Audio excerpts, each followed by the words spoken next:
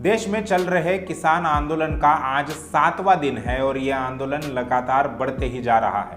Corona महामारी के चलते लगाए गए लॉकडाउन में केंद्र की मोदी सरकार ने 3 कृषि अध्यादेशों को असंवैधानिक तरीके से पारित कर दिया था।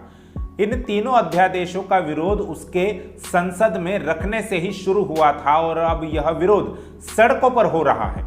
यानी ये तीनों कानून उस फेहरिस्त में शामिल हो गए हैं जिनका संसद से लेकर सड़क तक विरोध हुआ है।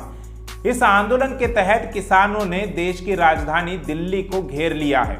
हरियाणा, पंजाब और उत्तर प्रदेश से दिल्ली जाने वाले रास्ते आंदोलनकारी किसानों ने बंद कर दिए हैं। इसके अलावा दिल्ली के बुराड़ी मैदान पर भी किसानों का आंदोलन शुरू है। कल यानी 1 दिसंबर को सरकार के साथ किसानों की बैठक बेनतीजा रही। अब अगली बैठक कल यानी 3 दिसंबर को होगी। लेकिन जब तक केंद्र सरकार इन तीनों कानूनों को पीछे नहीं लेती तब तक किसान ये आंदोलन बंद करने वाले नहीं है, ऐसा बैठक के बाद किसान नेताओं ने कहा है।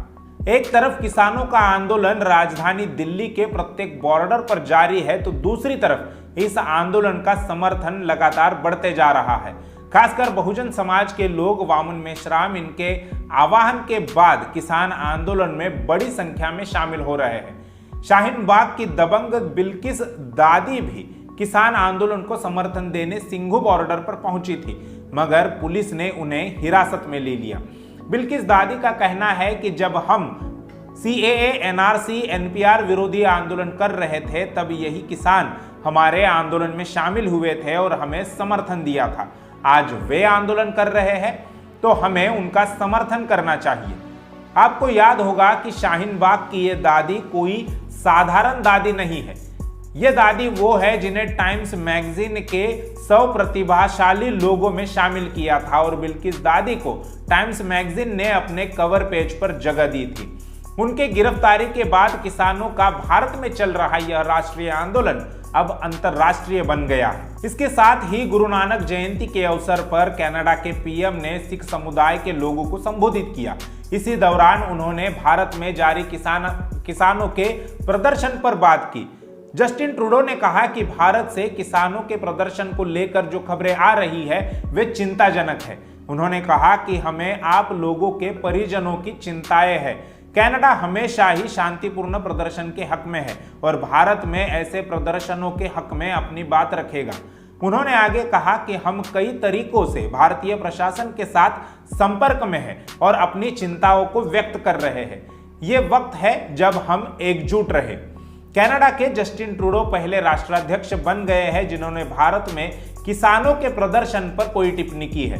कनाडा में सिख समुदाय के लोग बड़ी संख्या में रहते हैं। कनाडाई सरकार में कई महत्वपूर्ण पद भी सिखों के पास ही है। ऐसे में अगर पंजाब में कुछ बड़ा होता है तो कनाडा पर इसका असर स्वाभाविक है। जस्टिन ट्रूडो की टिप्पणी पर बीजेपी नेता राम माधव ने ट्वीट कर पलटवार किया है।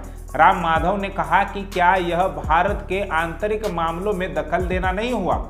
विदेश मंत्रालय के प्रवक्ता अनुराग श्रीवास्तव ने कहा कि हमने कनाडा के नेताओं की तरफ से भारत के किसानों के बारे में कमेंट सुने हैं। ऐसे बयान गैर जरूरी है, वो भी तब जब किसी लोकतांत्रिक देश के आंतरिक मुद्दों से वे जुड़े हों। साथ ही ये भी जरूरी है कि डिप्लोमेटिक बातचीत को किसी राजनीतिक फायदे के लिए इस्तेमाल किया जाए। बीजेपी नेताओं के ऐसे बयानों से पूरे भारत में उनकी छीत हो रही है। जब सरकार खुद किसानों की समस्याओं के बारे में संवेदनशील नहीं है और जब दूसरे देशों के लोग इस पर संवेदना जता रहे हैं तो केंद्र सरकार ने इसे गंभीरता से लेना चाहिए और जल्द से जल्द उसे सुलझाने का प्रयास करना चाहिए। लेकिन यहाँ सरकार की तरफ से संवेदना तो नहीं बल्कि सरकार के मंत्री आंदोलनकारी किसानों को बदनाम करने के